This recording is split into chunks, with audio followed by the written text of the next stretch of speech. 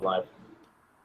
Hey guys, welcome to another episode of Cigar Chat brought to you live on CigarFederation.com, potentially broadcast around the world in the Armed Forces Radio Network. I say potentially because John and I pre-recorded an episode of sharing our pairings before this, and there's been some scheduling conflicts, and our guest is in here, so it's really just me and John and Logan. And I really don't know what the fuck we're going to say throughout this episode, so it may not make it on the Armed Forces Radio Network. Well, it's not now. You out of the gate, dog. The first 10 seconds. Yeah, nobody thought if you had the over-under on who was going to say fuck first, it probably wouldn't have been me, and it probably wouldn't have been 10 seconds. So anyway, John, there's a couple things for you edited out. Maybe, who knows, maybe the show will turn into something good. But this is Robbie Raz here with you from Cigar Federation. As always, Cigar Chat's brought to you by Gurkha Cigars. Go to your local B&M, check out some Gurkha cigars. They literally have a blend for everybody. Check out the new Heritage or the Heritage Maduro, or the cigar that I recently smoked, which was the Cellar Reserve 21, which has a Connecticut Shade wrapper on it. It was actually really, really good. If you like Connecticut Shade, it had some nice little spice up front, and the finish had that kind of caramel nougaty kind of thing happening. That, if you know me, you know that kind of falls right into my wheelhouse. Logan wouldn't like it. I think John would appreciate it, but it was a pretty good cigar, given the flavor profile. Logan, how's everything in Texas? It's going all right, man. It's going all right. It's it's just good, man. You guys are staying well caffeinated out there? I am, man. I am. You know, I tell you. I Change the world, Rob. I'm telling you, I popped a 5-hour energy yesterday, speaking of caffeine, and because I was just whooped. I didn't sleep the night before, and for whatever reason, I needed a 5-hour energy, and I was just jamming for about 27 minutes, and that was it. That was all I got. So a nice cup of coffee would have been better for me, so I probably should have done that. But that's neither here nor there. We've also got our conscious Canadian, John. How's everything going, man? After doing a pre-record sharing our pairings, I don't think there could possibly be anything wrong with me right now. Because now, granted, I didn't go back-to-back stouts like my man Rob over there with the dropping the 11.5 and 10.5 loose as a goose. But I still got some bourbon and whiskey sitting next to me, fresh and ready to go. So who knows what could happen. Yeah, we just wrapped up a SOP episode for next week featuring the Tabernacle. How it took us, like 2 months to do a Tabernacle episode is almost a sin. But, I went with the 1050 from Oscar Blues, and this is a nice 10.5% ABV stout. I went with the Imperial Biscotti Break from Evil Twin, which I'm actually drinking now. And that's 11.5%. And the Angel's Envy Rye, which is phenomenal. If you have the means, I highly recommend picking one up. It is so choice. And so is it not for poor people? It's $100 a bottle. So for a rye, that's a big nut to drop on rye. On rye, it's a big nut to drop on a rye. If you're talking about single malts, that kind of thing, $100 is kind of middle of the road. But for a rye, that's some high end business, and it's fantastic. It's worth every penny. I have no regrets on this bottle.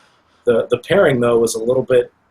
It was good, but I kind of was hoping for more. The beers were working out well. I've actually switched to the Sobre Mesa, and do you guys remember what the name of this little one is? Short Churchill. Short Churchill. Is it the Short Churchill? Yeah, this is the one that Steve Saka released. And man, this thing is oily. There's a sheen on this wrapper, which doesn't really translate to the video, but this is the first one I've smoked, and I was hoping that it's going to hold up to where that Tabernacle was, because, the Tabernacle, this thing is aggressive, and that's all I had left. So I switched up, and so far it's holding up pretty well. This is my first one, but anyway, so we don't really have an agenda. We had our guest that was scheduled had a last-minute scheduling change, so we're just kind of free-flowing, free-balling. Free basing, free balling, whatever you want to say. We're not free basing, that's for sure, because that's scary. But dude, speaking of free basing, like, have you seen? I Sure. cut out Netflix for a long time. Richard Pryor. What? Richard Pryor? Classic. No, I'm not talking about him. Oh. I'm not talking about him, man. I'm talking about, dude. I used to have Netflix streaming, and baby and stuff. I don't really know what's happened in the world really the last 2 years. I'm starting to come out of my hole now and kind of reemerge. And we got Netflix again and stuff. And I've been watching the 3rd season of Orange is the New Black. Dude, it's awesome. It's funny. We were just talking about this the other night, my wife and I, because we watched the first 2 seasons religiously. I mean, the first season was awesome. The second season was good. But then we kind of dropped off, and I think they're on the 4th season now. They have 4 seasons out now. And you're on the 3rd, and apparently there's a lot of freebasing happening. There's a lot of drugs. There's a lot of lesbian love going on. Nice. And it's more than usual. And I'm actually thinking this season's actually almost on par with the first. As far as aggressive television, and I would consider Orange is the New Black, I guess, aggressive television. And then there's the Walking Dead. Wow. I don't know what it is. You didn't even pause there. You just dropped it. No. Thank you. Please, if you haven't paid attention to social media for the last 2 weeks, you didn't know. But I don't know. Once again, Rob, baby, 2 years old, just reemerging out of the hole. Thank you. Well, it's okay. What season are you on? 1? I don't know. Yeah, something like 2. Maybe 4. I actually, if you read the graphic novels, you already knew this was coming. But yeah, I didn't.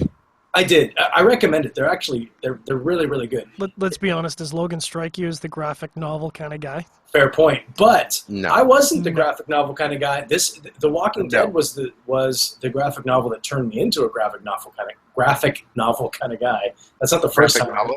Yeah, that's not the first time I'm going to screw up my speech tonight. No. Spoilers. I don't know what it is about fans of shows that just want to spoil it for everybody. And I know I kind of did that, and I do apologize. But, I mean, seriously, it was spoiled on my my Facebook feed like a week and a half ago. Oh. And that's, as far as the digital age, information age, whatever you want to call it, that was a millennia ago. Rob, you gotta keep an eye out for those spoilers. You got to watch out for them. Yeah. Keep an eye out. Nicely done. Nicely done. I like the memes. He's got his father's eyes. Have you seen that one? Yeah. With the baby and the eye. Apparently. Horrible. Anyway, I never got into that show. I loved the novels, but I stopped watching the show at the same time. I tried to watch it twice, and I just stopped at the same place. The wife and I, we did. We watched the first 3 seasons. And depending on who you ask, that's the end of it. And the way they kind of ended it felt like it was the end of the show. Of Penny Dreadful, which was really good.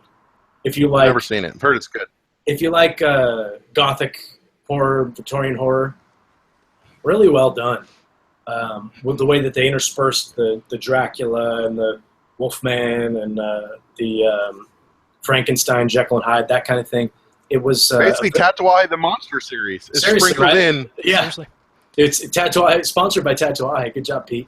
No, it was actually a really well done show, and we finished that, and we're kind of in between like aggressive television. We're watching This Is Us. I don't know if you guys are familiar with that show. No. It's a drama, but it's actually pretty good. It's one of those shows that it's very emotional, right? It gets you in that spot that kind of gets some emotions going. Well acted and well done, but I have no emotions. That's true. We've discovered this. You're borderline sociopath, actually, which does concern me a little bit. I've actually heard that. Yeah. I'm glad you heard it. I'm glad you heard it. I'm not the first one who said it, because, whoo, boy. I know, man. Fucking don't cross me, son. This might be used as evidence. You see this shed? The shed was built on the bones of my enemies, front. Hell yeah. If you're looking for an in-between show, Robbie, you gotta pick up that Westworld. I've heard Dude, that is. It is some next. Like, I know, Logan, you tend not to be big into the sci-fi, but this is like, it's one of those like, because I was on Dave Burke's podcast, and we're talking about sort of what show is going to take over from Game of Thrones, because Game of Thrones is kind of wrapping up, right? It's kind of in the last season and a half or whatever. No, Logan is so far out of the realm on Game of Thrones, and realm is. Let me just tell you this because it's funny. My wife and I try to get in TV shows all the time. The problem is that only thing she likes to watch is fucking Hallmark movies romantic comedies or something fluffy where no one dies or gets sick or hurt or whatever. So basically, long story short, we were trying to get into a season of stuff. I mean, it's been a couple years ago. And I was like, let's watch Game of Thrones. Everyone's talking about it. Let's watch it. The very first episode, that guy kills the dogs. Done. Fucking done. Done. That's 4, Done. By the way. John, you got your work cut out for you if this is going on the AFR. It's going to be a long night of editing. Let me tell you, I'm going to need more whiskey. It's just not going to happen. But Westworld is like it's kind of that gritty next level. I wouldn't even call it sci-fi because it's a drama, and like at the core of the story, like any good story, whether it's sci-fi or whatever, like look at Battlestar Galactica, right? Everyone talks about that as a sci-fi series, but at the core of it, it's a human story, and that's what Westworld does really well. And I got to tell you that like what's coming, you can tell what's coming, but they're dragging it out, and they're like by the time you get to the 4th episode. The amount of tension, you're just waiting for some serious killing to go on, and you know it's going to come. There's going to be a bloodbath, and they've kind of already had some pretty bloody scenes. But it is absolutely top-notch, top-quality, gory, but good and next level. So, I mean, absolutely a good follow-up to Game of Thrones in terms of production quality. I think it's going to take over from Game of Thrones, no question. And if you like that kind of TV series, you gotta watch it. Nice. It's definitely on the list. There's a couple other things. iRobot. No, not iRobot. Mr. Robot. Oh, Mr. Robot's excellent. Dude, it's on USA. I haven't watched it. No. Logan actually watched this one. First season, freaking blow your mind. Second season took a turn to the weird side. Honestly, it was like beyond weird. Yeah. Like it almost didn't make any sense. I'm not going to spoil it because I'm not Rob, but there's a point where the show turns and you're like, oh, okay, this totally makes sense now. Like I get it. And you guys all know what I'm talking about. At that point when it turns, it like just doesn't turn a little. Like, I mean, it literally like, we're talking like Apollo 13, like around the moon slingshotting back to Earth, like just not even the same hemisphere. It's horrible. Hard left or hard right, whatever. Dude. Whatever hard right. It definitely picks up in season 3, though. I have to say it gets back on track in terms of the writing and the sort of focus. Season 3? Yeah, I think it just isn't. Maybe I'm out of turn. I thought it just finished season 2. It just started. Well, no, they had like a hiatus. No, I think it was like that mid-season break thing they do. Oh, you know what I mean? I hate that. So it could be technically 3, I guess. Whoever invented that needs to be punched in the nuts. You know who did it? It was Bill Paley's dad. It was Bill Paley's dad. And I'm blaming him right now. Okay. Bill Paley's dad founded CBS. Really? You didn't? I had no idea. Are you living in a hole? Have you had a baby the last 2 years? Go Google William Paley, founder of CBS. Bill Paley's a freaking billionaire. Did you not know this? Maybe part of my brain knew that and just didn't make the connection. For everybody knows, Bill Paley, founder of La Polina Cigars, is a billionaire. Maybe not a billionaire, but he's doing all right. His dad founded CBS. Where's my samples then, Doc? Yeah, that works out well. Dude, I don't know, man. Yeah, I will say is once Courtney left, La Polina went a crapper. I still like those. Mr. Sam's? No one agree? The Goldies. The Goldies are outrageously good. Yeah. Downhill. Well, the Goldies I'm smoking are pretty old. So yeah, the original Goldies were really good. Yeah, of course. Even the Laguito number 5s are good. Too. Yeah. Right. The Laguito number 5s and the 2s were legit. Then they did the Especial, and everything after that just sucked. Just downhill, yeah. How do you really feel, though, Logan? Logan, if your wife likes the... hey, man, I got to be honest, man. This is my hour of honesty. The hour of... That's what we're calling this show. It's the hour of honesty. Nice. And I'm going to be honest. My internet looks a little bit slow and choppy. So does Logan's. John, your picture is crystal clear as always. So God bless you. They have better... Get them cold Canadian internets. That's all we got up here. Booze, internet up there in women, Canada. and internet. Booze, women, and internet. That's what you need to stay warm. I'm sure I offended somebody, so actually, I'm not even going to apologize for that. Because that's not... Don't apologize to the Canadians. I'm not going to apologize for that. What was I going to say?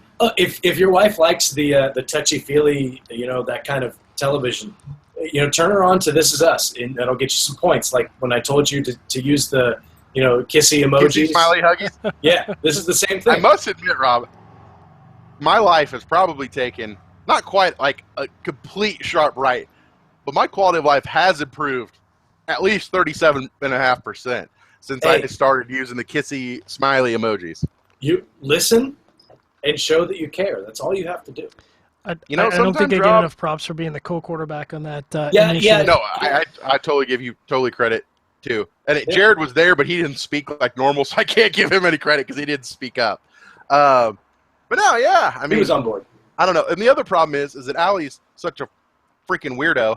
Is like she gets up early in the morning, she goes to work, she starts work at 7, takes Callaway to daycare, so she's at the office by 7. She works until 4. 2 days a week, she gets up at 4:30 to go train for another marathon like an idiot. And then so 3 days a week, 2 days during the week, and then once on Saturday. So like every other day, she's tired. Tired because she got up early. Then tomorrow she's going to be tired because then she's got to get up Saturday morning. So there's only like 2 days a week. She goes to bed. If I told you what time my wife went to bed every night, you would absolutely defecate on yourself. 8 o'clock. 8:45. It's more like 8:30. Yeah, maybe we were pretty close. Cut the difference. And I'm not saying in bed, laying down, watching TV. I'm talking like lights out, nobody's home. She gone. She gone. My wife is the opposite. I'm asleep before her. Dana she'll get into bed and she's messing around with her phone, and then she gets on her Kindle and she's messing around with that, and then she complains that she can't sleep. It's like, hey, you know what? Unplug and go to sleep. Yeah. Anywho. But yeah, I'm telling you, I think she'll enjoy that show. It's well done. And if you haven't watched it, American Crime Story, the OJ trial. Oh, I burned through that. That was legit. So the guy who played Christopher Darden is in. I watched the 30 for 30. No, I didn't watch watch the FX version. Okay. It's fantastic. It's absolutely fantastic. It's like 5 or 6 episodes. About an hour a pop. It's very well done. And it won. I don't know, man. The documentary on 30 for 30 was legit. Yeah, that one was. The 30 for 30. Now, wait a second. Did you watch the 30 for 30, or did you watch the one that was longer than that? It's like, it's ESPN. I don't know if they call it 30 for 30. It's like OJ, American Tragedy, or that's a different whatever one. It was. It was the one that was like 5 or 6 episodes, or like 2 hours an episode. That's different because they did a 30 for 30, which was. There was a ton of sports stuff that happened on the day that OJ was running in the Bronco. Like it was Arnold Palmer played in his last Masters or U.S. Open or something like that.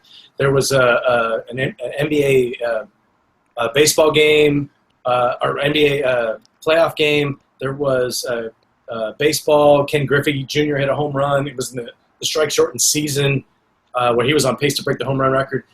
There's a 30 for 30 that's all about the events that take place around that, and it's actually really, really cool. Oh, okay. But the FX show that's because they do American Horror Story. I have to watch it. They do American Horror Story, and they've done like 5 or 6 different ones. This was their first American Crime Story, and American Crime Story, and it was based on OJ, where they had Cuba Gooding Jr. played OJ, and I can't for the life of me, I can't think of the name of the woman who played. Clark. Marsha Clark, thank you. She nailed it too, and she won all the Golden Globes for that too. Very well done. You can watch it. I think you probably have to buy it. You can buy it on Amazon. I bought it on Amazon. It's like $15, and you can watch the whole thing. It's really good. 5 or 6 episodes. Well done. Good acting. We're not talking about cigars at all, but this is Cigar Chat, brought to you live on CigarFederation.com. Broadcast around the world, the Armed Forces Radio Network. This first segment is brought to you by Gurkha Cigars. Check out, like I said, the highly rated Gurkha Heritage. There's the Heritage Maduro, if that's more of your profile. I've smoked the Heritage Maduro. It's very sweet, nice, chewy Maduro profile. Pretty good cigar. I enjoyed it. Again, that Cellar Reserve 21 with the Connecticut wrapper on it has everything you want out of Connecticut. Nice white spice up front on the retro. Finishes with some nougaty, kind of caramel, peanut, kind of sweetness on the end. A lot of nice chewy flavors in there as well. Pretty good cigars, so check them out, GurkhaCigars.com. What do you guys want to talk about? We're kind of vamping. I got something. Go. I got something. So bring up a topic. I got a question. So Crown Heads just announced they're releasing, it's called Luminos or Luminoso or La Luminati or something. I don't know, something. Imperiosa? No, it's like a new one. It's Connecticut. It starts like Lumiosa or something. But I got to ask a question. I'm going to pose it to the group. Is that last year with the waves, even though it's called the tides, I know that, John, but I call it the waves. He did a small release with just a very small foot band. He did like maybe 200 boxes of each, and then he did the release at IPCPR. Well, he's doing that with this cigar. So my question is, and I haven't asked John about this, but I'm just going to speculate, is I want to hear you guys' opinion. He's done it twice. What do you think the advantage of doing something like that, where you do like, and I'm not talking like, you know, a tease release like a couple weeks before to B&M, like where you wait, like you do like a release 8 months before IPCPR, very limited, maybe a couple hundred boxes, you know, assuming John, I think he probably has like maybe 600, 700 accounts. You know, if you're cool like SigFed, you got 50 boxes because you're awesome. But everyone else is probably getting nothing. So what do you think the advantage is for doing that? Now, I'll go first, and I don't know if my answer is relevant or not.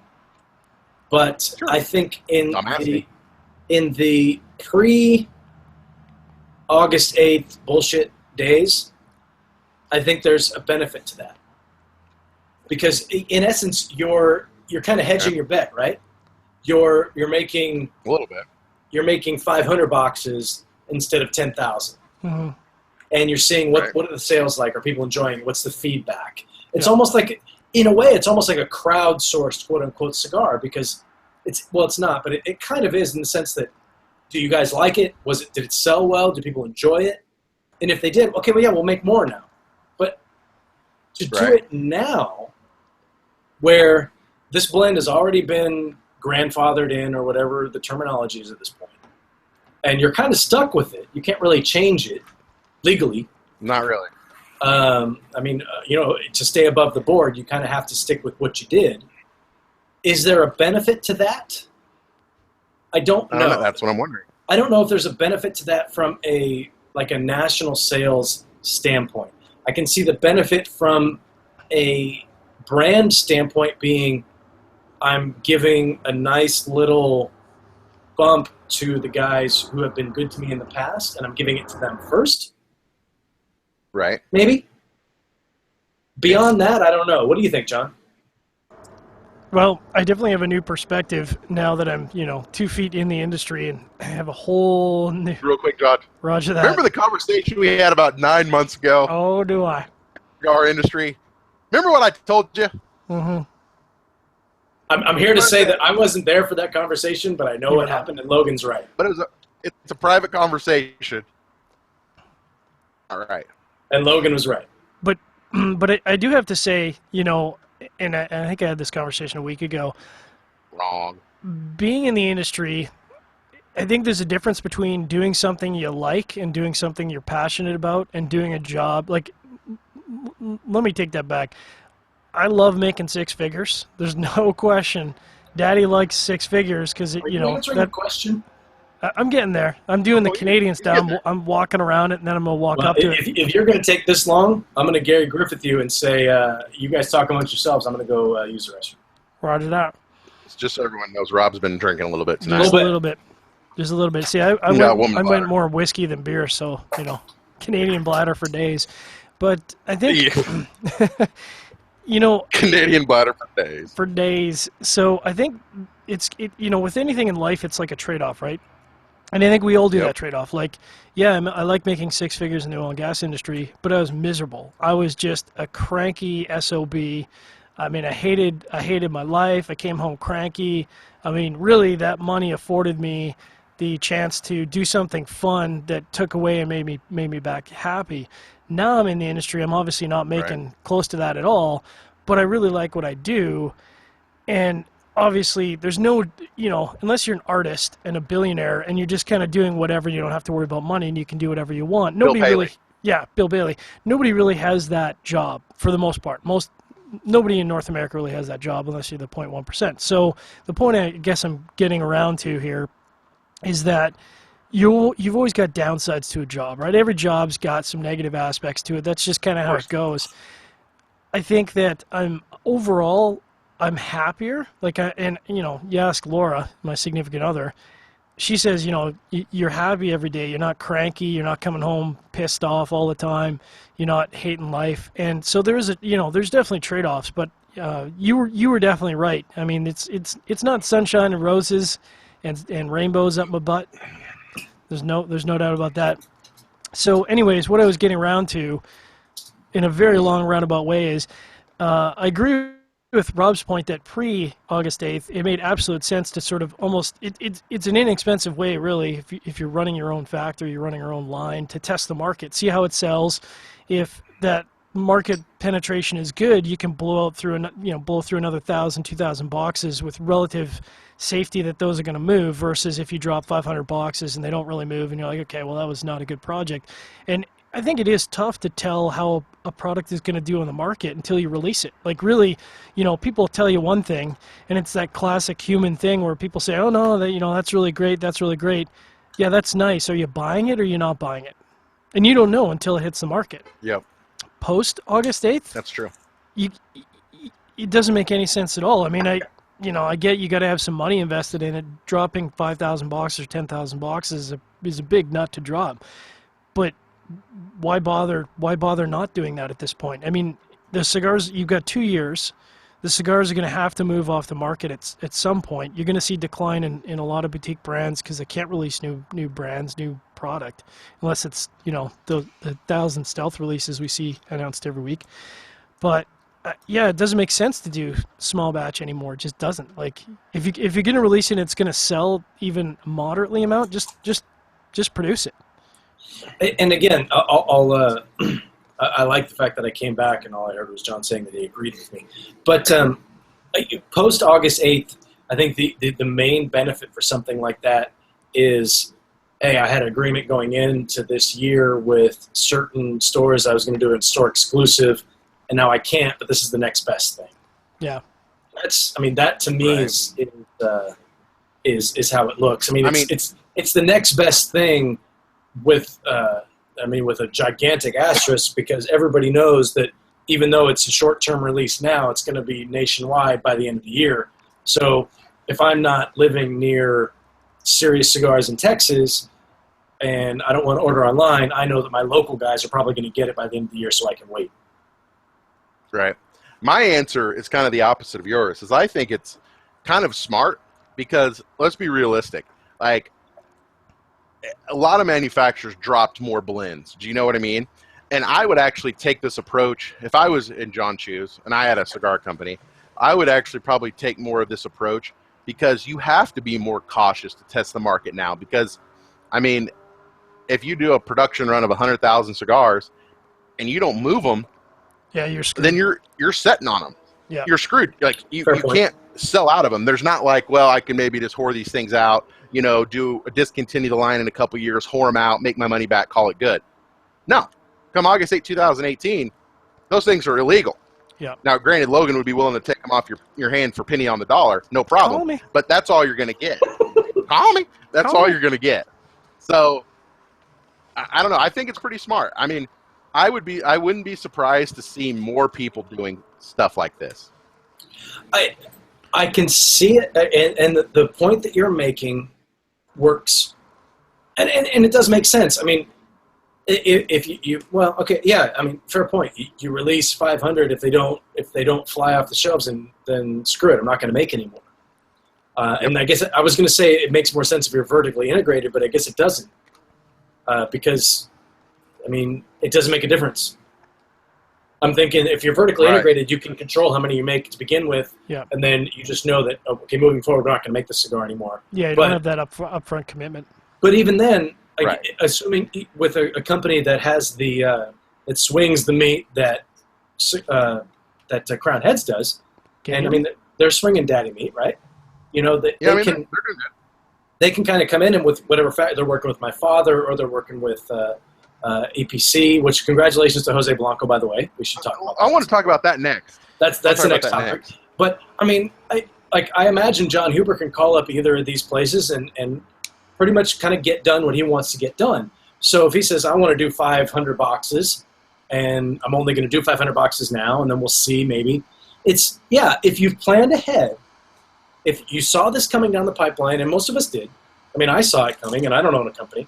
But if most of you saw what was coming down the pipeline, you've got X amount of blends that are already approved, already quote unquote on sale somewhere, and you can decide which ones you want to leverage long term. So yeah, this is a good way to decide which one of those you want to leverage long term. That's a good point. Logan, I didn't think about it. But I mean, is John really he's obviously a pretty established brand, and he's got a good following, and he's got good accounts, and his product moves well. Is he really in a situation, realistically, where he's gonna get 100,000 and those aren't gonna move? Like, let's be honest, Crown Heads, even if it was a mediocre cigar, which I don't think it is. I don't think.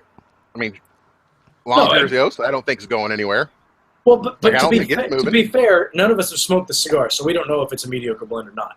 But I mean, Crown Heads isn't really known for mediocre blends, right? Exactly. So that's what their reputation says. So I mean, John, you make a good point too. So it kind of goes both ways. So you could really say what I'll deduce from all of this is that Crown Heads, John Huber and Crown Heads, have nothing to lose by doing it this way.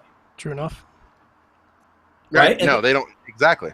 They have nothing to lose, and I'm agreeing with Logan. They have nothing to lose, and it's a good test. If they throw out 500 boxes and they all sell, and you could throw out 500 boxes of something. You could throw out 500 boxes if you're a company that size, and they can all sell. 10,000 cigars. It's nothing. Yeah, you could throw out 500 boxes. They could all sell, but people may not like it. They may not come back to buy it again. So it's not only they might not say, "Man, can I get some more of that?" Exactly. It's not only will the product sell, it's will the product sell and be successful. Will sell again and again and again and again. Exactly. Yeah. And if it's the type of thing where it's sold, it's got great reviews from everyone from Cigar Aficionado on down, depending on how you look at it, or I thought it was Cigar Federation, and then on Cigar Federation on down, depending on how you look at it, whatever. Use your barometer. It's all perspective. If it's something that moves like that, then sure, then we'll make more. Why not? Yeah, it's good question. Good question, Logan. Question. I know. Next question. Jose Blanco. Jose Blanco. Good friend announced today via the Half Wheels that news. He is taking a job at EP Carrillo. So my question is nothing against Jose taking a job because, good for him. My question, though, is more thought-provoking. My question is that do you think, A, the reason for Jose's move is, one, because his company's not doing so good? Two, because Jose wants to remain, even though Jose's like a freaking dinosaur, he's like 100, like he wants to remain in the industry forever, and this is the way he's going to do it. C, do you think I'm asking a lot of questions here, but do you think EP Carrillo is now going to file? Because they don't have any pre-market blends. 2009 is kind of when they started. So they don't really have anything. So does that mean they're going to file? And lastly, do you see a lot more manufacturers or industry persons starting to hitch their wagons to bigger companies? So I love how it was 1, 2, C, and lastly. That's my favorite part. Yeah, there was like an ABCD, and I think either John's taking the longest drink of whiskey known to man, or he's frozen up.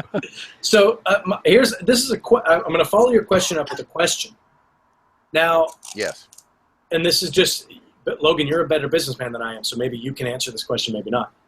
Now, and we're not privy to his contract, obviously. It's not shared. Obviously not amongst it's not public knowledge. I could probably ask to see it.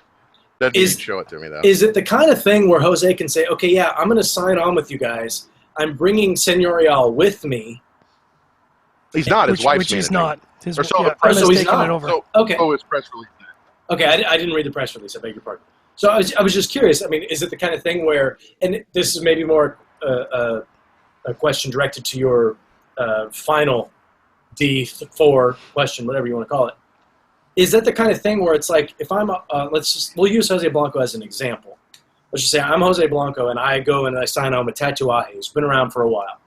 Right. Can they absorb Señorial as a brand and bring it back under their name? Can it be like the Tatuaje Señorial? Do you understand what I'm saying?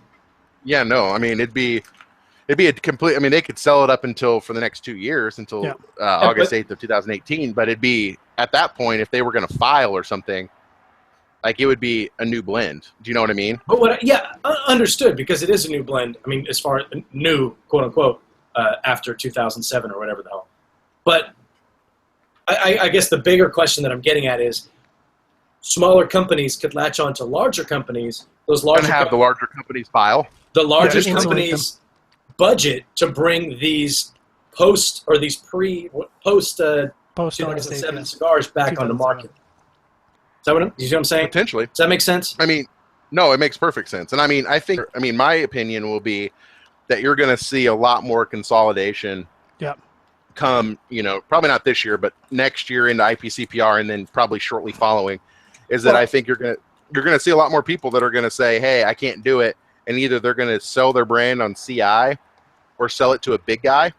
And if that big guy, like General, thinks it's worthwhile, then hey, they might try to file it. Like along the lines of what Sam Lucia did when he joined CI, and he joined General, and they ended up leaving. But like somebody like, let's say Fratello, for example. Right. Popular cigar, people enjoy it, at least in our circles. And maybe he goes and he joins General as, a brand manager of whatever Fratello cigars underneath the General umbrella, and General foots the money to keep that blend on market. That kind of thing. I never really thought about it in those terms, but it seems like that could be a common thing moving forward. What were your questions again? 1, 2, C, and 1, 2, C, and last. I mean, you pretty much answered them all. I mean, I just think it's interesting that Jose was one of the first ones to do this.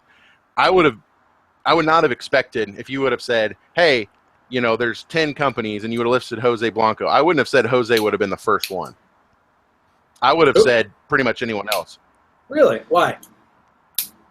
Well, a lot of reasons. One is that I think Jose's brand's doing all right. I mean, there's not anybody in the cigar industry that doesn't know Jose Blanco.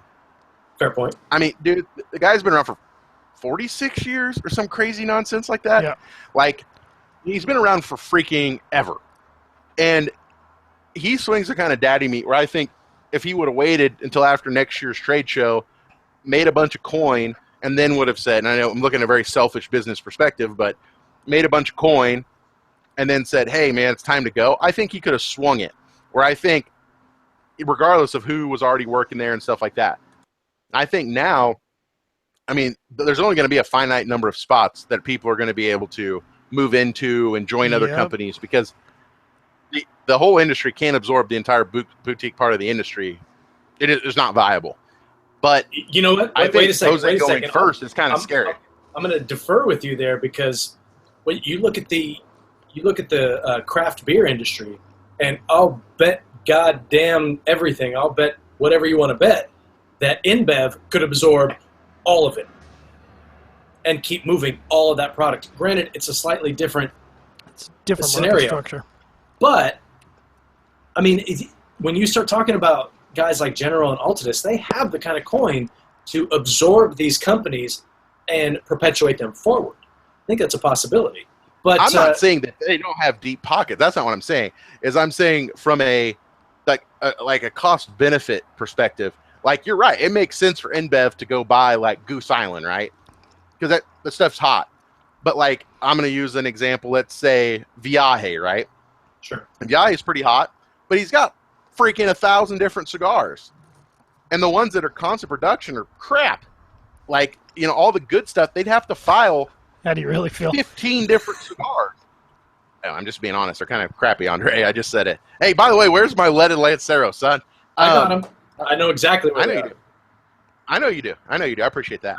But like, all of his fun stuff that people like, the zombies and super shots and jalapenos and all that nonsense that sells out instantly. Like, dude, like, you'd have to file like 17 different things.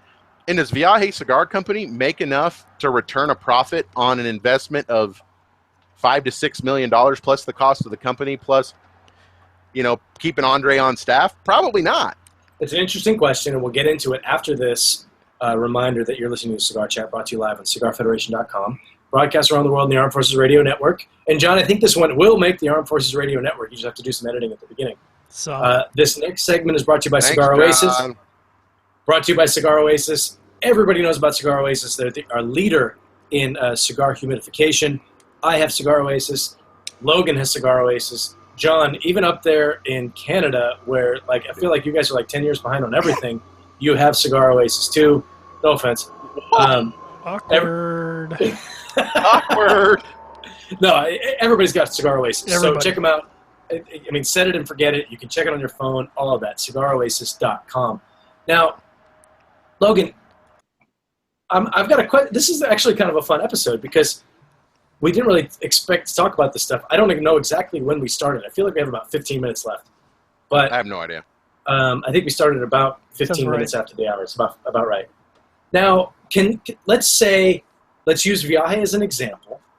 And Viaje hasn't been around since 2007. I mean, they're new since then. They don't have anything pre-2007.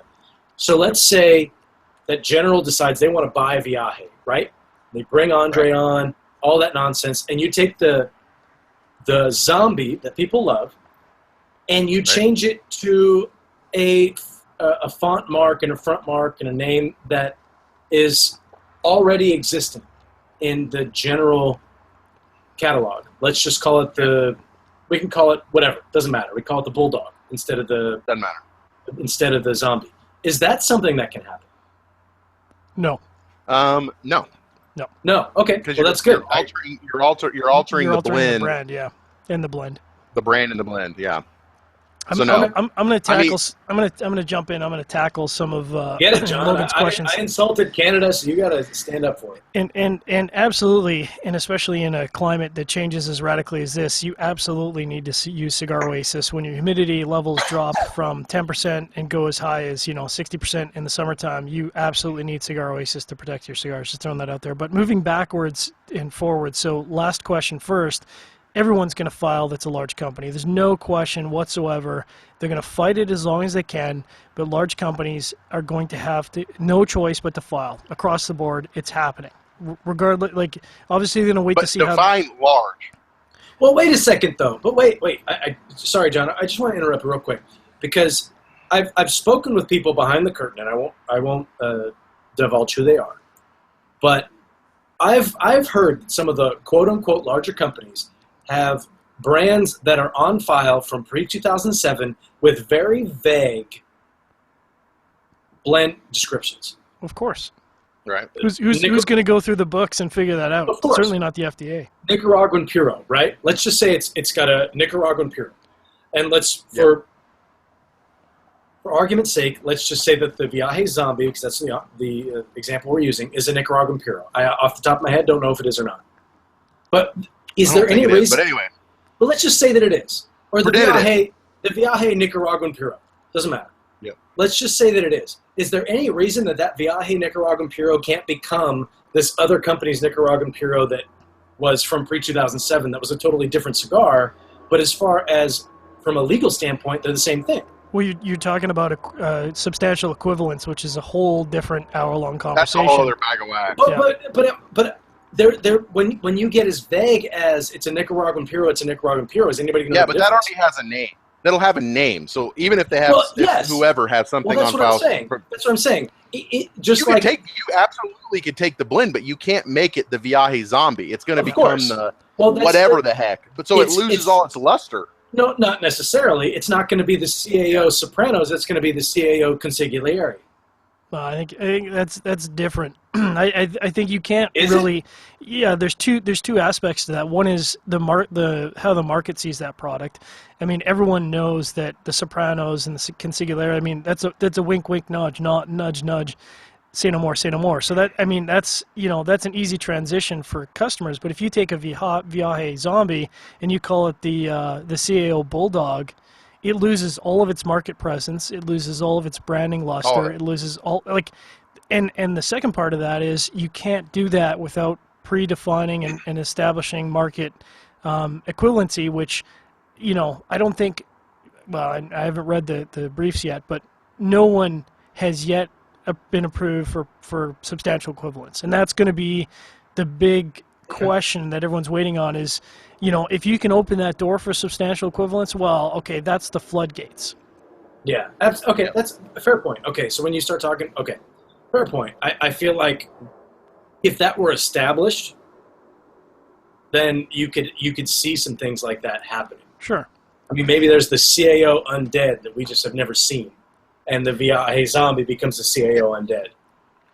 Do you know what I'm saying? Moving to Logan's C point, I think what Jose's done is very shrewd because, and you guys kind of hinted at it, the music is playing and there's a certain amount of chairs, and when that music stops, those chairs have butts in those seats. And Jose is not he's a shrewd businessman. He's been in the market. He's seen the ups and downs of the market. He can see where the trade winds are blowing, and he's wise enough to look 3 years in the future and say, if you don't have a position with a company that can weather this storm, you might come out of the end of this. If you don't have the money to get your products put through the market and get approved, you might be not only out of a product brand, you might be out of a job completely. And that's definitely hedging your bets, that you can go on to a company with EPC, have a job so that if your market brand blows up, you've still got a position. You're still in the industry so that if things change in the future, you can come back. If you don't have that position and your brand blows up, you gone. So in essence, you'd rather be the proverbial pebble than the avalanche. Absolutely. Yeah. And that's a fair point. I mean, you'd rather be the pebble that starts the avalanche than the avalanche itself, because you're already done. You don't have to worry about it anymore. That's my thought. Yeah, no, I mean, that makes sense to me. And I think that there's a lot of truth that lies in that gray area between everything that we're talking about here. But again, we're just spitballing. I'm not a lawyer. Logan's probably the closest to a lawyer here. A third of a lawyer. John says he hasn't read the briefs yet. I like the yet part. You're not going to read the freaking briefs. No, I am, because it's actually. So here's what's interesting. If you get paid to read the briefs, that's different. Here's what's interesting. I read a lot of them. A lot of this stuff, like, obviously it's a huge impact to the American market, and I'm not going to talk at length of this, but this is going to have a massive ripple effect to the industry in Canada. There was just a bunch of recent announcements about price increases, and they're like, oh, it's only going to be 5%. Well, dog, I'll tell you what. You bring that 5% up in Canada, you raise your price of a cigar $1 in the United States, that puppy's landing my cost $24 from 17 or 16 in Canada. So, like, that $1 makes that cigar unmarketable up here in Canada. So those price increases are going to have a huge impact, and that's not just Canada. You talk about the European market, same deal. It's a lot of places. It's going to have a massive problem to market that product in other markets. And I think the bottom line is that the loser here is the American consumer, because no question, there's the American people. America. There's a lot of cigars that we take for granted that are, and it's a good lesson. I mean, don't take things for granted, bro. I mean, who's this, dude? Job, it's your real. wife, your whatever, your car. Don't take it for granted, because it could be gone whenever you know. But it could be gone, man. Yeah, let this be a lesson to you. Hey, next question. Wait, before you get into that. Before you get into that, who's the last segment brought to us by? Oh, Logan. The last segment's brought to us by Drew Estate. Get you some. Back to you guys. Check out the Drew Estate, the Drew Diplomat app.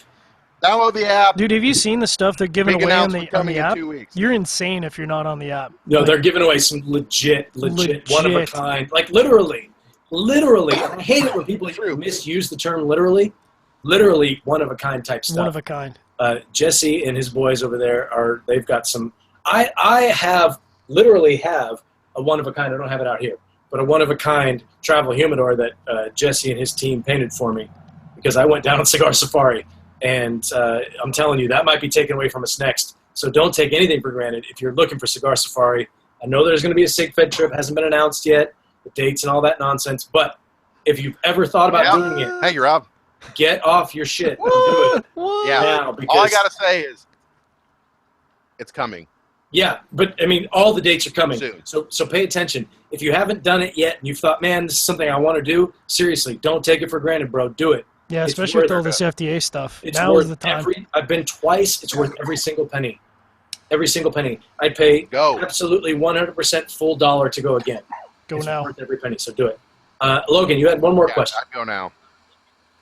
I have a next question. So you're talking about substantial equivalence, and it's a very interesting point, and I've thought a lot about. I feel like our and this kind of goes back to law school days. Yeah, no, well, it's something. It's interesting to think about. I want to get you guys' take on it. So, it all is going to come down to how do you define substantial equivalence? Do you define it as, well, substantial equivalence is it's hand rolled out of long filler tobacco made by hand and is produce 1,000 cigars per 6 pounds of tobacco? Because then really any cigar that's a Robusto or bigger is going to qualify. That's like the very loose definition. A very strict definition is going to be, well, hey, tobacco from year to year is going to change because of, amount of rain, fertilizer, sun, whatever. And even though, let's use the, I don't know, freaking Tatuaje, Black Label. Like that cigar year to year, yeah, it's using the same recipe, but it's changed a little bit because of the underlying tobacco. Now that's a very strict definition. So to prove substantial equivalence, it's going to take factories that have been around pre-2007 to say, hey, I'm going to use an example. Let's say my father. My father saying, hey, all of Pete's blends are very similar to this, My Father Classic that was made in 2006. And if they say that, they might be able to get all of Pete's blends in. My question, though, for both of you is this, is that do you think if that happens, I mean, great for Pete and great for anyone that can happen to, but do you think that is going to degrade their blends in the market because consumers are going to think that every Tatuaje is now like my father? Everything my father produces. I'm going to hop in with a real quick answer. Two quick points. One, no. I don't think so. I think, first of all, if most consumers can't tell the difference from year to year in crop, they're not gonna care about that. And the second thing is, I gotta think, because there's a lot of really smart people in the industry, way smarter than me, and a lot of smart lawyers out there. If they've already opened the gate, and they have, to say that your blend can change from year to year, the FDA has already given up that point to say we understand that tobacco changes from year to year. Then that to me is the ball game, because you've already said that you're focused more on the brand than the actual blend, which is the equivalency. Because, like you said, that wrapper, that filler, that's changing from year to year. It's changing from crop to crop. Hell, it's changing from season to season. So if you're already accepting that that's okay, then everything is substantially equivalent. I understand what you're saying. When you say the term that you used in there that gives me pause is, well, to me, it means this. It doesn't necessarily mean you're not making the decisions. You know what I'm saying? I hear you. And when you say substantial equivalence, substantially, all cigars are the same. That's ever been made. Ever. Since the beginning of ever. So I don't know. It's sometimes I hate. It's all about how you define it. Sometimes I hate legalese. Yeah. Yeah. Well, you know what I'm saying? it's as much politics as it is legalese. Yeah, it's and then when you start looking at the way that they're loosening the borders as far as Cuban cigars are concerned, it all looks like a very clear agenda. Let me just say that is poppycock. Oh, yeah. Like about the whole Cuba thing. I'm just going to say this, and I'm going to say it loud and proud. If you smoke Cubans, you might want to turn off your ears for about 2 seconds because I'm about to rage on this. I think it is absolutely freaking bananas that we have freaking Americans that are producing cigars in Nicaragua, Honduras, Dominican. We have a thriving cigar industry, and we are going to allow people to bring cigars back in. They haven't even thought this through. If you think about it, like 2 years, let's say it goes high and right with cigars, unless they preemptively just let Cubans come in, every Cuban you bring in after August 8th, 2018 is technically illegal. Yeah. Now, wait a second. Technically. I don't mean to cut you off, but did you just make a Scott Norwood reference? I don't know who Scott Norwood is. Hello? Or John? I did not pick up that reference, I'm afraid. High and right, Scott Norwood. Oh, High and Right, okay, I got you. Have you not watched I say that all the time. He picked it up for me. Watch the 30 for 30 about the Buffalo Bills who went to 4 straight Super Bowls and lost all of them. Oh, yeah, that was a great one. That was a great one.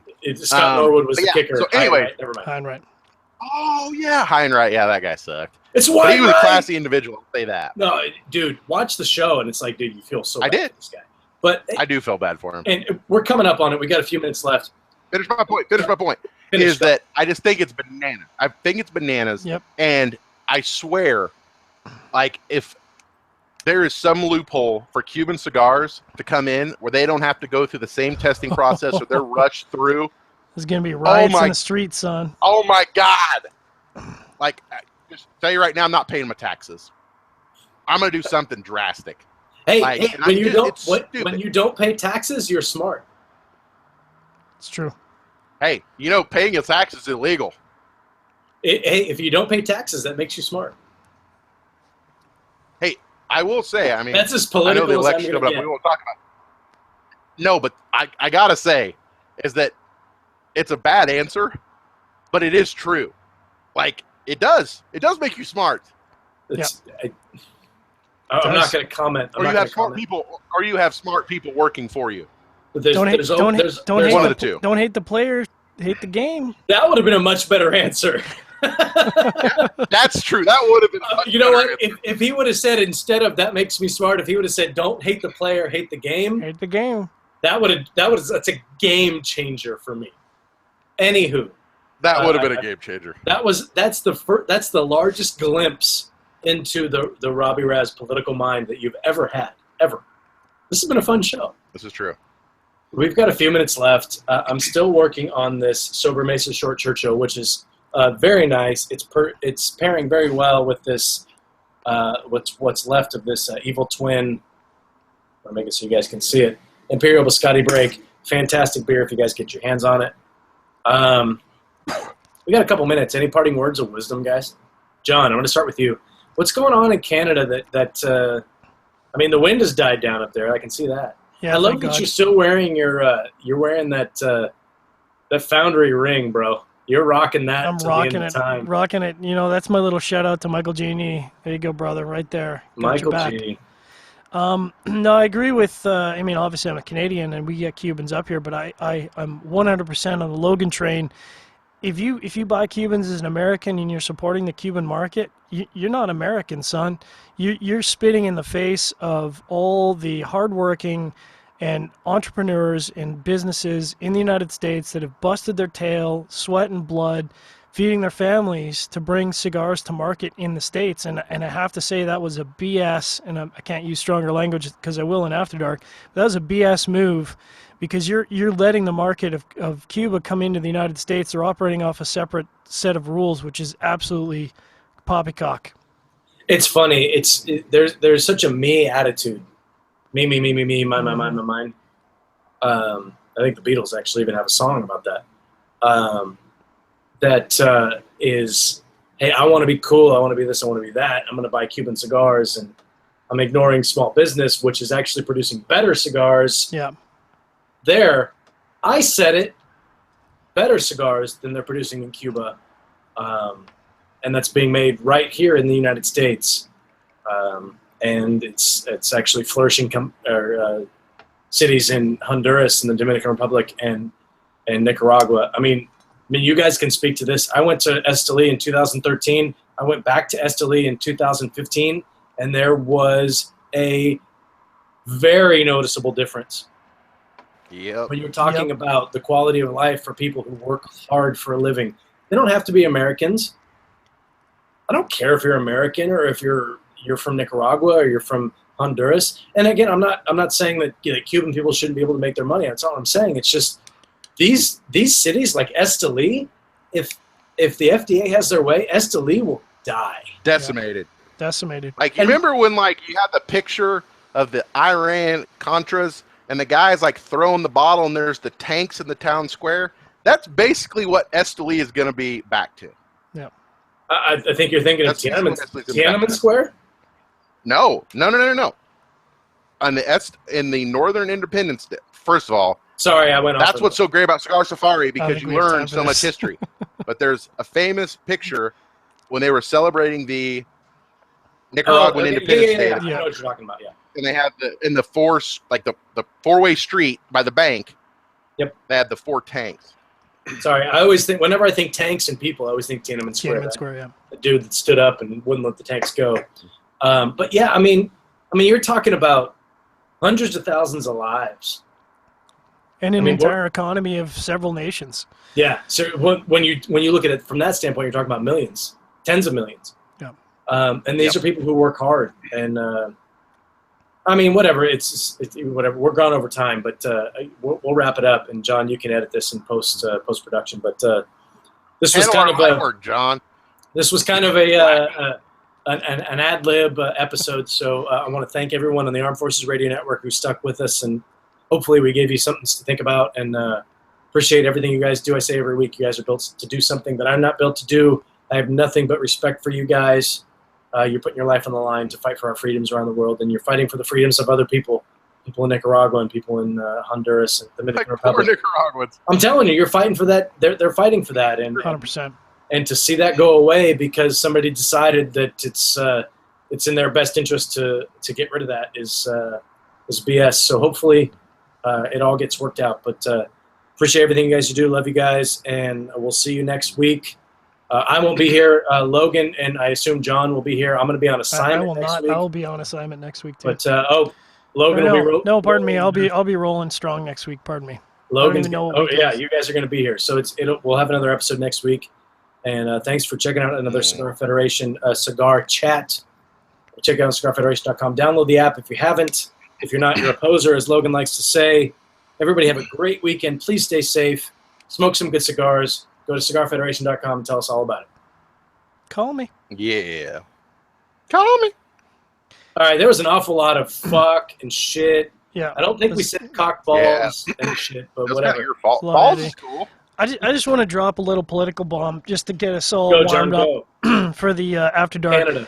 First of all, who in their right mind, and again, I'm not an economist, I'm not a political mind, but who in their good goddamn mind thinks that the political upheaval and social upheaval in countries like Honduras, Dominican, and Nicaragua is not going to cost fucking $400 million of social and military intervention as a result of these policies destabilizing their economies? Like, I don't care how much tax money you think you can get from the FDA from upheaving the industries.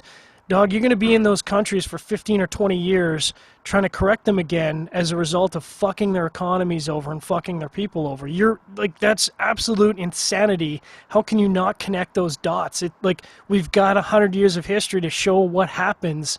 Stop fucking with these countries' economies. Like, you're gonna hundreds and hundreds of millions of dollars of intervention. Crazy.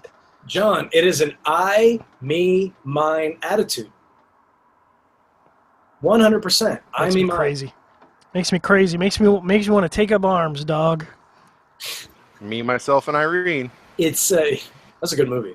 And I, me, mine is a song by the Beatles. I was listening to the Beatles today. I enjoy the Beatles. My wife opened my eyes to the Beatles. I never really got into them, but Beatles are fucking awesome. There's a reason that everybody says that they kind of started this whole thing. Yeah, it's an I, me, mine attitude, and in the States we're guilty of that a lot. And it's not just from a governmental standpoint. It's from just from an individual standpoint. When you start talking about, I've got some Cuban cigars I can share with my buddies. I, me, mine. There's guys who they want to go out and buy the Monte Cristo No. 2s because they can show off to their buddies, when this Sobre Mesa Short Churchill is a significantly better cigar. I can't think of a metric that makes the Monte Cristo No. 2 better than the Sobre Mesa Short Churchill in my mind. And I'm entitled to my own opinion, right? You can't tell me I'm wrong, but I can't tell them that they're wrong. Well, we can. You can, but that's the beauty of this country. I can still believe in my own ideals, and you can tell me I'm wrong, and we can have a discussion about it. But the problem is when decisions are made that take that away from you. I can't go to my local store and buy a Sobre Mesa Short Churchill and a Monte Cristo No. 2 and compare them to each other. But there's a lot of history behind that precludes you from doing that. But we're getting to the point where it's, we went from a country that we had to be like subversive to get our Cuban cigars, and now we're only going to be able to get Cuban cigars. Ask Cuban not, cigars. ask not what your I can- country can do for you, but Yeah. ask what you can do for your country. Right, I can only buy Macanudo, Hyde Park, Macanudo. or whatever the shit, and a Monte Cristo number 2, and I'm stripped of the enjoyment of a sober Mesa Short Churchill. It's Yeah. This is as far as I've gone ever. Don't buy the Monte Yeah. Dog. Buy the Cuatro Cinco or the Hoya Black and support a company that's been operating for Dude, 47 years in that Esteli. Cuatro Cinco, bro. It's legit. And support the economy of Nicaragua. Don't support the economy of Cuba. I love the Cubans. Don't get me wrong. You know what? You know what was awesome? Michael Herklotz of, and I don't know if you guys saw this. He's got his own blog. He's always no. Huh? No, I didn't know that.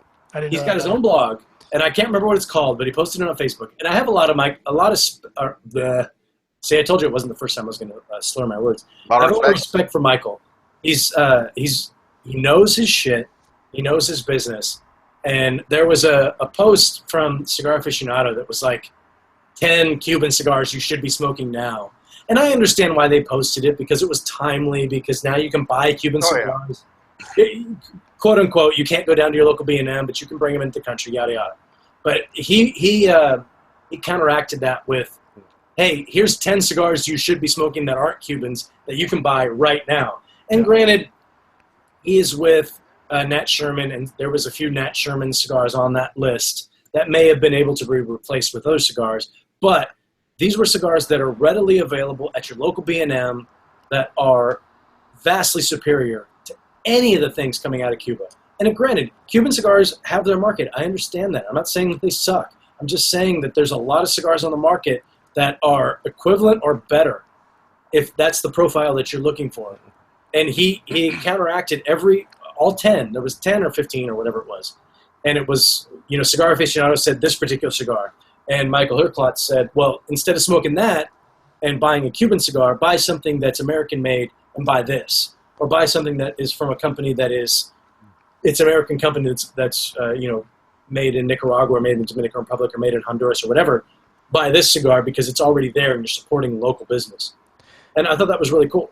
I'm just going to throw this out there because we got 16 stores and, we have a pretty sizable piece of the market in Western Canada. In our humidors across our stores, there's 16 stores, 2/3 of the humidor is non-Cuban product, and it does very well. So even in Canada, where you can buy Cubans legally, 2/3 of that product is non-Cuban. I think that's pretty awesome. Especially, obviously, John, I follow you. We're friends on Facebook. I consider you a close personal friend. But posting some of the stuff at the stores that you're opening, that shit looks awesome. It's a lot of hard work, but it's definitely fun. It's true. Like we obviously, you can go into our humidor, you can buy a Cuban cigar, and Cubans, you got to have your Cuban cigar in the humidor.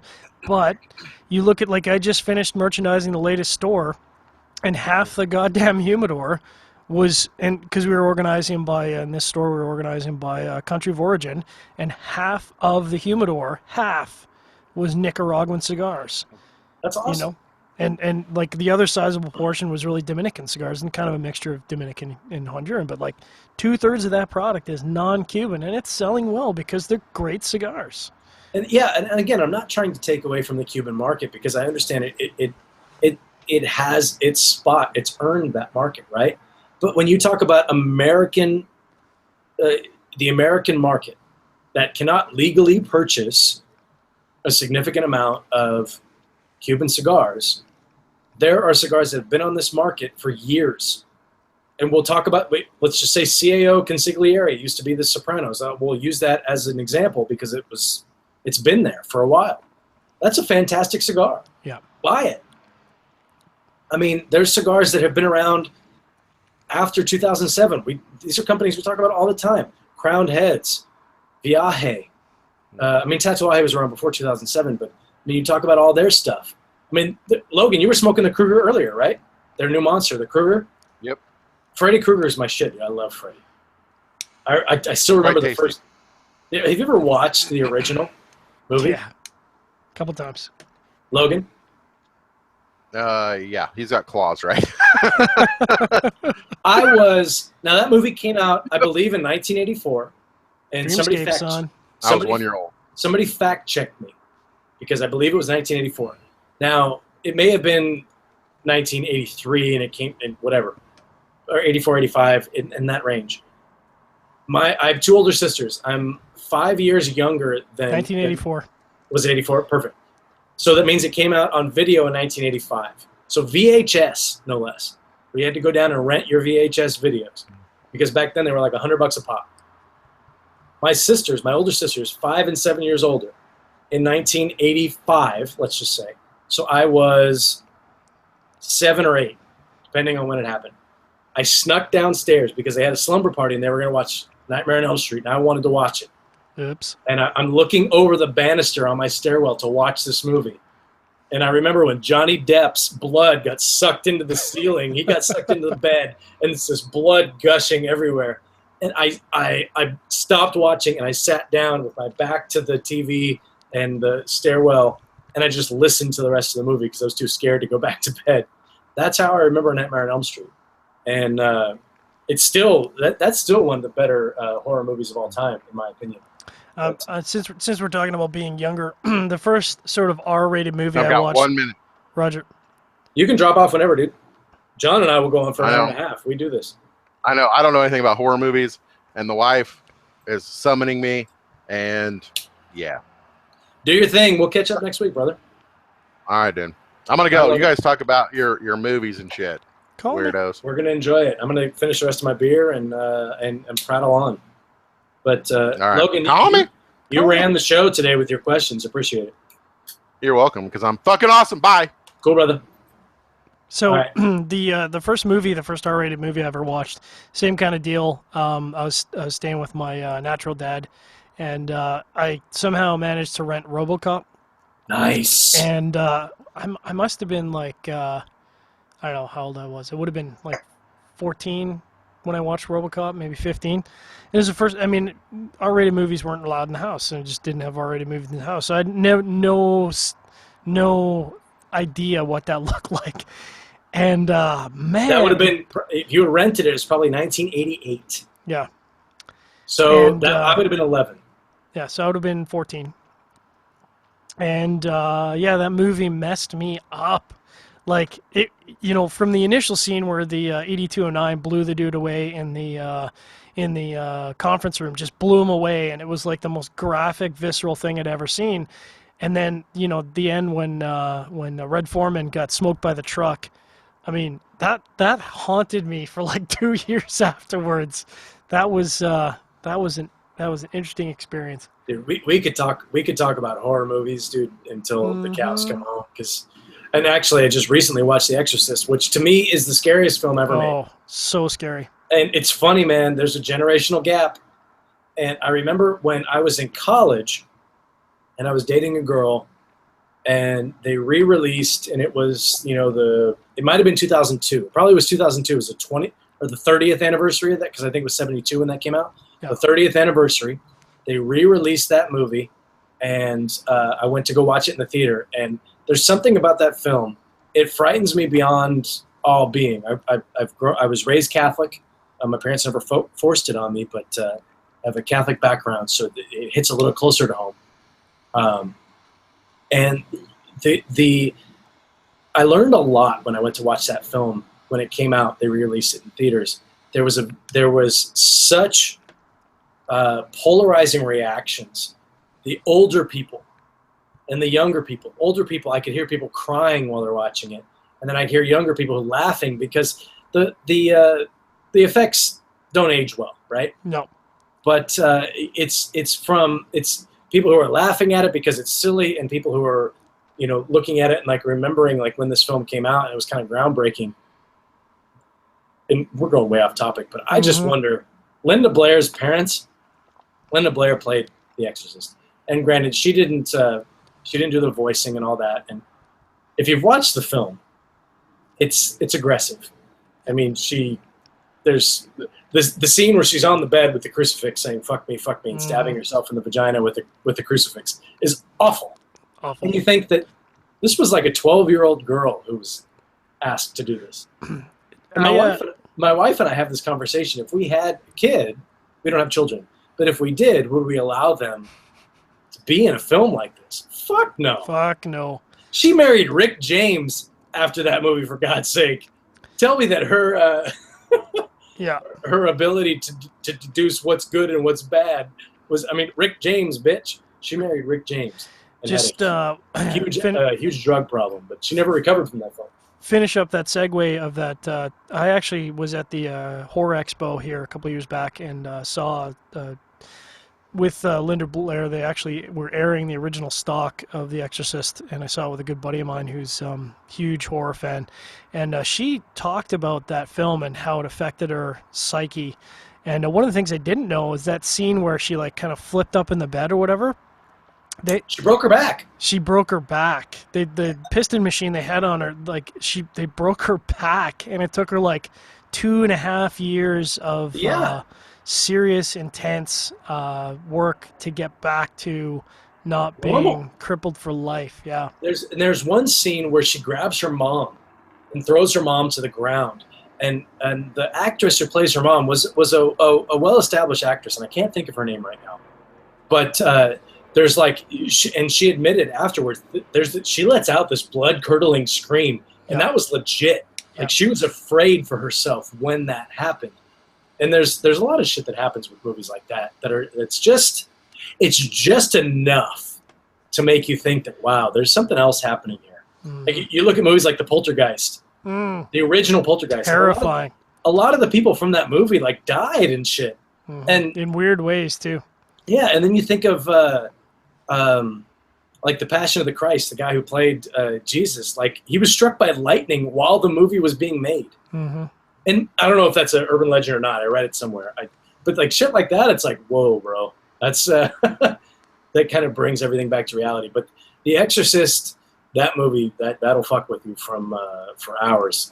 My wife and I recently watched it, and it's one of those things where it freaks me out to my very core, like I'm sleeping with the lights on that night.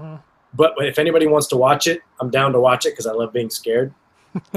And we actually went to, they have a haunted house thing that they do in my area called the Pirates of Emerson. And they do it every year. It's in 25 years. And they have these haunted houses. And if you're on Facebook and you saw recently that Jimmy Fallon and Kevin Hart went to a haunted house and they had GoPros with night vision and everything and videotaped it. It's just like that, where people run out, they grab you and fuck with you a lot. Yeah. And I love that shit, dude. It's so fun. I love being scared when there's no consequences. Yeah. Because I know that, like, the guy who jumps out with the chainsaw, it's just chainsaw sounds. He doesn't have a real chainsaw. He's not going to cut me in half. But it's pretty awesome. We went with a group of people. It was 4 of us. And they have 5 or 6 different haunted houses. And I'm of the mind, when you're going through the haunted house, I don't want to be I'd rather be the first person through and get the major scare than be the last person through who has the person chasing you. I don't want to be that guy. With the chainsaw. But there was one. We had this girl with us, and she was a friend of a friend, and she was a sweetheart. She looks like almost exactly like Titanic. What's the girl's name who's in Titanic? The actress? Kate Winslet? She looks like Kate Winslet from Titanic. Hello. Beautiful girl. She's like 23, 24. And she was in front. She was going first.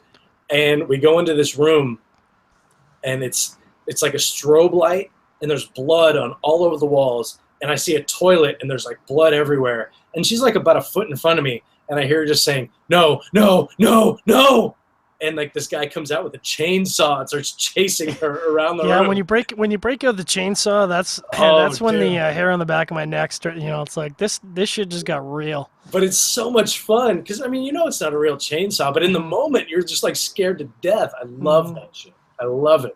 I love being scared. But her reaction was freaking priceless, dude. She was frightened, and I didn't. This was the first time I met that girl. After we walked to the room, I gave her like a really strong hug. I was like, "You're okay. You're okay." And she kind of had to catch her breath and everything. It was stuff like that is a ton of fun, and a lot of credit to the actors who do those kinds of things. But anyway, we got off topic. But I really enjoy being scared. Mm-hmm. bringing it back to cigars, dialing it back. No way. No, bringing it back to cigars. I do think that the decision to open the market more to Cubans was really, I mean, obviously politically a bad choice. It was, especially following this whole FDA thing with cigars. It sent the wrong message to the market. I mean, I know what he's trying to do. I know he's trying to, President Obama's trying to sort of put a wedge in there to sort of open that door. But like in doing so, you've really sent the wrong message to the cigar market. You know, the cigar market in the United States has been around for a very long time. And on one hand, you're giving a middle finger to the entire cigar market while you're, and do you think that's going to do anything other than make the existing cigar market even more aggressively negative towards the Cubans and the Cuban market? Like that doesn't help anybody really. I mean, yeah, great. Consumers can go over to Cuba and get their Ron, fuck, Not Ron Zacapa. Can't remember the name, but it's like I was over there in last November, and there's all these American college students with their Havana Club 7 and their one Cohiba, and they were so excited. And the whole time I'm thinking, like, bro, like, yeah, it's a cool experience, and you're young, and you like, it's very exciting for you. But all I could think was like, how is this impacting the American economy from you doing this? And like people, like you said, it's a me mentality. People don't get that. They don't see the big picture. But the big picture for the devastation this is going to cause to the markets that have been in the United States for a long time is really, it's really sad. It's really a short-term bad decision. No, and you're right. I mean, the timing. I mean, the Cuban, what's the term? Embargo was bound to be lifted, right? Of course. And it's going to happen. But the timing is just so bad. With we're going to start alleviating some of the restrictions. It's not lifted. It's not. I can't go down to my local B&M and buy Monte Cristo number 2s, but I can go to Cuba or Mexico or wherever, and I can come home with them. I can go to a market where it's legal to purchase them, and I can bring them home, and it's okay. And that's fine. I think that type of restriction, the lifting of those types of restrictions was bound to happen. The timing is awful. And I mean, timing for me when it comes to that kind of thing is what comes with anything really. Timing is paramount, right? I mean, timing for anything, timing for a job, timing for anything is paramount. You want to be at the right time. You're driving, and you see an accident happening in front of you, and you think, man, if I would have left 3 minutes earlier, this could have been me. Yeah. Timing is paramount, and the timing on this is awful because it really looks like, hey, we're going to promote the Cuban markets as opposed to companies that are based in Connecticut or based in Miami. And I mean, you Pennsylvania, exactly. You see these, and you even see the video of Marco Rubio visiting the J.C. Newman factories. And it's like, and God bless him for pushing for that, because these are companies that have been around for, I mean, J.C. Newman's been around forever, right? Yeah. And these companies have been around forever, especially these places in Miami. Al Titan de Bronze has been around for a long time, and they're looking at being totally decimated by these restrictions. But at the same time, we're opening up the market to Cuban companies that have been communist and outside of our what's the term I'm looking for here? Outside of our market forever. And we're going to allow them in while at the same time killing American companies. It doesn't send the right message. To say nothing of what does that say to all the, the bad feelings for all the ex-Cubans, the ex-Cuban Pats who've come to the United States to make a new life for themselves, having given up all their land, all their money, all their property. Like, it's a lot of bad blood. It's a lot of bad blood. I mean, that bad blood was kind of going aside a little bit with the newest generations of Cuban Americans. But I mean, God, way to stick that knife in and twist it. Yeah, really, right? I mean, the knife's been in there for 40, 50 years, and now we're going to give it a nice fresh twist to open up the wounds. But I'm an idealist at heart, and I'm hopeful that it's all going to work in the right way, where these companies who have worked hard in America and in countries like Nicaragua and Honduras and the Dominican Republic, where these people count on this that's their trade. I mean, this is their profession. They're professionals at this. They're the best in the world, and we're going to take that away from them. It's not what this country was built on.